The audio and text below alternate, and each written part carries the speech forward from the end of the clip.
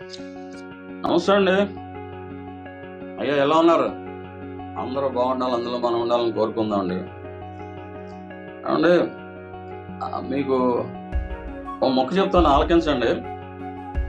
ఈ మనీ సంపాదన పెరుగుతుందండి, కానీ మానవత్వం తగ్గిపోతుంది రాను రాను. మీరు అబ్జర్వ్ చేయండి. అలాగే విజ్ఞానం, టెక్నాలజీ పెరుగుతుంది, కానీ విజ్ఞానం పెరుగుతుంది, వివేకం విచక్షణగానం తగ్గిపోతుంది. అందుకే ఇప్పుడు మీరు సమాజంలో పరిస్థితులు, అలాగే పేపర్లో వార్తలు చూస్తున్నారు కదా. ఈ బహిరంగ ప్రదేశాల్లో తాగుడు,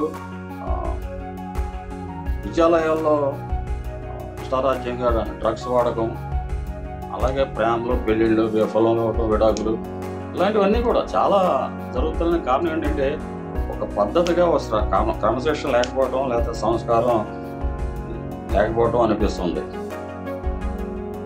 చాలా పేపర్లో చూడండి, నేను చెప్పేది ఏముంది, పేపర్లో చూడండి.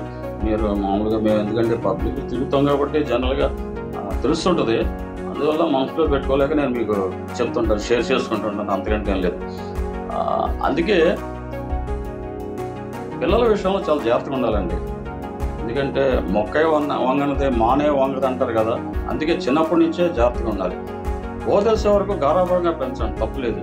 కానీ ఒకసారి ఊహ తెలిసాక వారికి గారాభంతో పాటు క్రమశిక్షణతో పెంచాలండి. అలాగే సంస్కారం నేర్పాలి, మానవతా విలువలు అంటే నేర్పాలి, తెలియజేయాలి. వాళ్ళకి మానవత్వం అంటే ఏంటి, అసలు సంస్కారం అంటే ఏంటి అని తెలియాలి. 10 మందిలో ఎలా మెలగాలి, ఇవన్నీ కూడా చెప్తుండాలి. ఎందుకంటే వాళ్ళు గెడ్డల మీసాలు వచ్చాక మీరు చెప్పేది ఏముండదు, వాళ్ళే అంటారు గెడ్డలు మీసాలు వచ్చాక మీరు మాకు చెప్పేది ఏంటని. కాబట్టి ఇవన్నీ కూడా మీరు చిన్నప్పటి నుంచే వాళ్ళని పెంచారు. శిల్పాన్ని తయారు చేసేటప్పుడు ఎలా తయారు చేస్తారో అలాగే ఒక మంచి శిల్పాన్ని తయారు చేసినట్టు పిల్లల్ని కూడా జాగ్రత్తగా పెంచాలండి, అన్నీ నేర్పుతూ. అందుకే గ్రీకు తత్వవేత్త అరిస్టాటిల్ అంటాడు చాలా రోజుల క్రితం, చాలా కాలం క్రితమే, educating the mind without educating the heart is no education at all అని కరెక్ట్గా చెప్పాడు కదండి. ఇప్పుడు మైండ్ని ఎడ్యుకేట్ చేసి ర్యాంకులు వచ్చేసినాయి అని సంకలు గుద్దుకుంటే కాదండి, సంస్కారం రావాలి. చదువుతో పాటు సంస్కారం రావాలి. రోడ్డు పక్కన పోతూ చెత్తేసే అలవాట్లు మానుకోవాలి. లేకపోతే బహిరంగ ప్రదేశాల్లో ఇష్టారాజ్యంగా నా ఇష్టం తాగుతాననే అజ్ఞానం, దాన్ని అజ్ఞానమే అంటాను నేను, అవన్నీ తగ్గిపోవాలి. అలాగే డ్రగ్స్ వాడకం మరి తగ్గించాలి. ఇవన్నీ తగ్గితేనే కదా, ఇవన్నీ తగ్గాలంటే వాళ్ళకి సంస్కారం తెలియాలి, సంస్కారం నేర్పాలి చిన్నప్పటి నుంచి. స్కూల్లో దీనికి బాధ్యత ఎవరు? తల్లిదండ్రులు, టీచర్లు. అక్కడి నుంచే రావాలి. ఏదొచ్చినా, క్రమశిక్షణ వచ్చినా, సంస్కారం వచ్చినా. ర్యాంకులు వచ్చినాయి, మావాడు చాలా లక్షలు సంపాదిస్తాడు రేపు పొద్దుట అని మీరు ఒకలాట పడకండి. సంస్కారం లేకపోయాక పెళ్లి చేసుకుని 6 నెలల్లోనే విడిపోతున్నారు. అలాంటి నేను అంటున్నానని దయచేసి ఏమనుకోవద్దండి, మీకు నమస్కారం పెట్టి చెప్తున్నాను. ఎందుకంటే ఇవన్నీ జరుగుతున్నాయి కాబట్టి చెప్తున్నాను. జరగకపోతే నాకు మాత్రం ఏం తెలుస్తుంది అని. ఇవన్నీ జరగాలి, మనం జాగ్రత్తగా పెంచాలి. మనదో దారి వాళ్ళదో దారి ఉండకూడదు. ఏంటంటే మనమేమో ఫోన్లు పట్టుకుని, మనం పెద్దవాళ్ళం కూడా మన గోళ్ళ మనం ఉంటాం. టీవీలు, అక్కడేమో టీవీలో కూర్చొని మునిగిపోతుంటారు. టీవీ దగ్గర కొంతమంది మునిగిపోతుంటే ఫోన్లు పట్టుకుని కొంతమంది గంటల తరబడి. దీంతో ఏమంతా పిల్లల దారి పిల్లలదే, వాళ్ళ గోళ్ళ వాళ్ళు ఉంటారు. ఏం చూస్తున్నారో, ఏం నేర్చుకుంటున్నారో అనేది మనం చూడలేదు. ఎంతసేపు తోగుతున్నాం, రుద్దుతున్నాం ర్యాంకుల కోసం. నెంబర్ 1, నెంబర్ 2, నెంబర్ 3 రావాలని. ఇన్స్టిట్యూట్స్ కూడా అలాగే పేపర్ పబ్లిసిటీ తెచ్చి ర్యాంకుల కోసం తాపత్రపడుతున్నారు. కానీ వాళ్ళకి ఏమొస్తుంది, ఏం సంస్కారం వస్తుంది, ఏం క్రమశిక్షణ ఏమొస్తుంది అనేది చూడటం లేదు. దయచేసి చూడండి. తర్వాత చేతులు లేక ఆకులు పట్టిన ఉపయోగం అని చెప్పండి. ఏం ఉపయోగం ఉండదు, సమాజం నాశనం అయిపోతుంది. సంసారమే కాదు, సమాజమే నాశనం అయిపోతుంది. మీ కుటుంబం ఒకటే కాదు, సమాజం కూడా అలాగే తయారు. అంటే ఒక మనిషికి రుగ్మత వచ్చిందంటే శారీరక, అది కుటుంబం వరకే పరిమితం. కానీ సమాజానికే రుగ్మత వచ్చిందంటే అది తగ్గించుకోకపోతే మొత్తం సమాజమే నాశనం అయిపోతుంది. రోగం, మనిషికి ఇంట్లో రోగం వచ్చిందంటే ఏమవుతుంది, ఆ కుటుంబం వరకే బాధపడుతుంది, దెబ్బతింటుంది. కానీ సమాజానికి రోగం వస్తే బాగు చేసుకోకపోతే సమాజం నాశనం అయిపోతుంది. కాబట్టి మరి మనం అంతగా తెలిస్తే కదా సమాజం. కాబట్టి మన పిల్లలు బాగుంటేనే సమాజం బాగుంటుంది.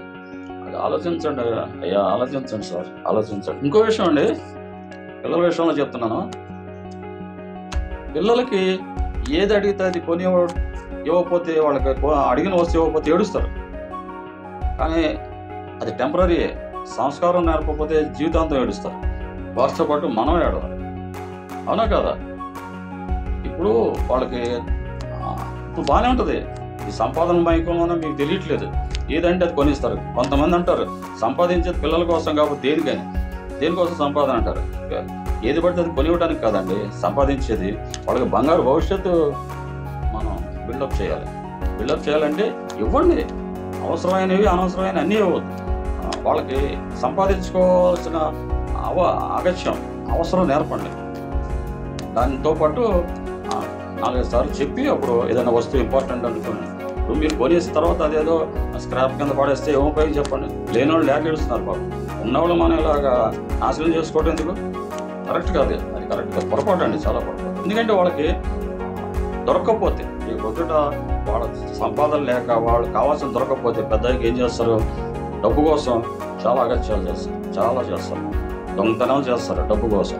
ఇలాగ మేము చాలా చోట్ల సీసీ కెమెరాల ద్వారా మేము కొన్ని కేసులు చూస్తే వాళ్ళని పట్టుకుని అడిగితే స్టూడెంట్స్, ఇంజనీరింగ్ చదివే స్టూడెంట్స్, ఉద్యోగాలు చేస్తున్నవాళ్ళు ఏంటంటే డబ్బు కోసం, అంటే డబ్బు సరిపోక ఏంటంటే జల్సాలు, తాగుడు, డ్రగ్స్, ఇవి మంచి కాస్ట్లీ సెల్ ఫోన్లు కొనుక్కోవడానికి, స్కూటర్ల బళ్ళు కొనుక్కోవడానికి దొంగతనాలు చేస్తారు. అందువల్ల వాళ్ళకి చిన్నప్పుడు ఏంటంటే అలవాటు చేయకూడదు, అన్నీ నేర్పాలి. సంపాదించుకోవడం ఎలా నేర్పాలి, దాన్ని సవ్యంగా ఖర్చు పెట్టుకోవడం ఎలా నేర్పాలి, అలాగే సంస్కారం, క్రమశిక్షణ ముందుగా నేర్పాలి. అది కుటుంబంతో పాటు మన ఎడ్యుకేషనల్ ఇన్స్టిట్యూట్స్లో కూడా రావాలి. అది ఎంతసేపు తోడు కాదు, వృద్ధుడు కాదు. చదువు అని ర్యాంకుల కోసం మీరు రుద్దకండి. వాళ్ళకి మిగతా కూడా నేర్పండి.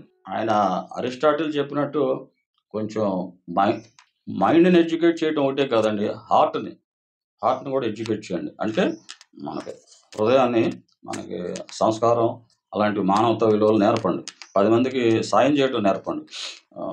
మన చుట్టూ మనమే కాకుండా కోపస్థ మండూకంలాగా మనమే అని అనుకోకుండా ప్రపంచాన్ని కూడా తెలియచేయండి. 10 మందికి సాయం చేసి అలవాటు చేయండి. ఎంతసేపు మనం బాగుంటే చాలదు, 10 మంది బాగుంటేనే సమాజం బాగుంటుంది, దేశం అభివృద్ధి చెందుతుంది.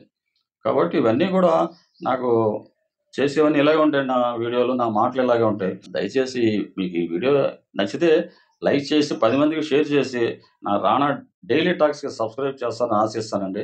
ఎందుకంటే ఈ 10 మందిలోకి వెళ్తే కొంచెం 10 మంది బాగుపడతారని, అంతకంటే ఏం లేదు, కొంచెం తగ్గుతాయని.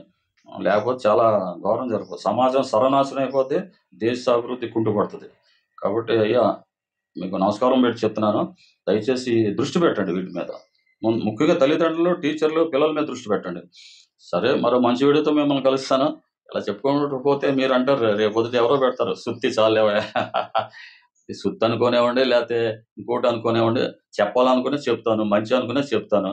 మంచిది తీసుకుంటే మంచిగా జరుగుతుంది, చెడుగా అనుకుంటే చెడు అనిపిస్తుంది. ఎందుకంటే చెడు జరుగుతుంది కాబట్టి మంచి జరగాలని చెప్తున్నాను, అంతే, అంతకంటే ఏం లేదు. కాబట్టి మరోసారి మిమ్మల్ని మళ్ళీ కలుస్తాను. అంతవరకు సెలవు. నమస్తే అండి. సర్వే జన సుఖినో భవంతు.